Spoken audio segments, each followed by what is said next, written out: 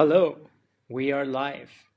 So, if anyone's confused what this is about, my name is Ved. I am going to introduce what is strategy. And why am I going to introduce this? Is because there are a lot of questions about strategy and what it is and what it's not. And some of the questions are, for instance, is it useless? People say culture eats strategy, execution beats strategy for sure. But is strategy useless? Um, Strategy is all about frameworks, or is it? Who knows? And isn't strategy just about slide decks? And who is even Porter? And why is he so concerned about the different forces? Can you even do strategy? Is it something you do or make or think? And we're going to talk about that. So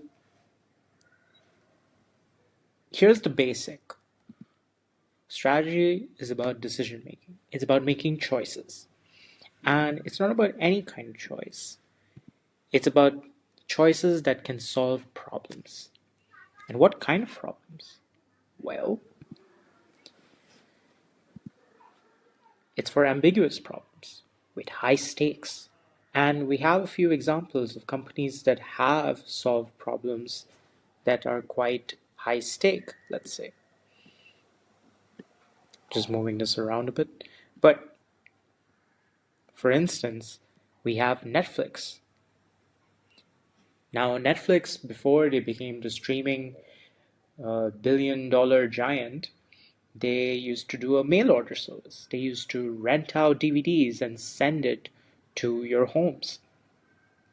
But at some point, they had to ask themselves, can we use our data gathering resources and assets to succeed or to make a better business?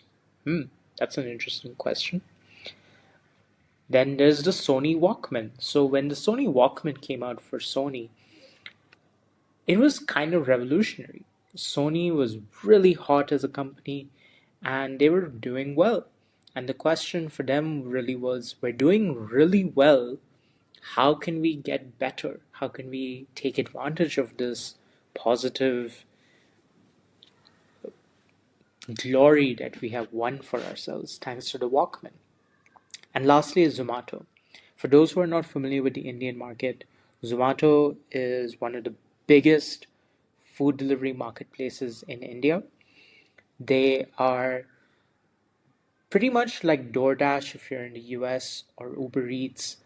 And they have a lot of other business verticals, but the main one that we're going to talk about is the food delivery business.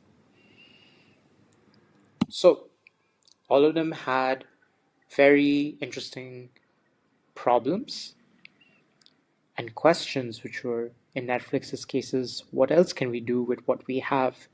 In Sony's case, we're winning, but what's next? And in Zomato's case, things weren't really that hot, and they're wondering, should we leave? And I'll give more context. What do I mean by leave? But like, should we stop what we're doing in some ways? But the main thing is that when you have a problem, you turn it into a question because that makes it solvable. And that's what companies do, that's what strategists do.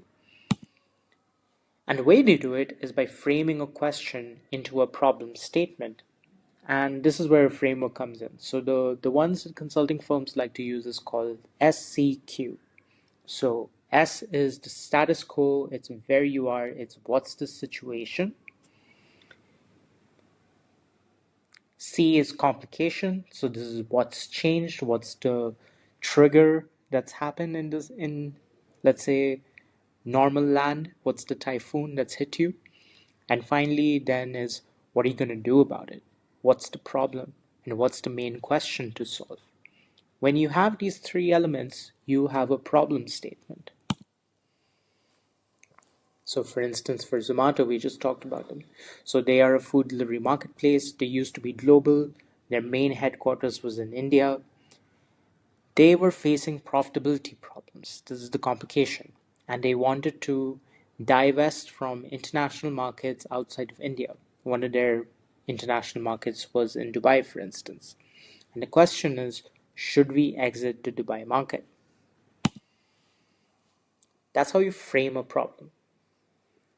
Now, my question for you would be, how do you frame your problems? What problem are you facing, and how would you frame it using the SQ framework?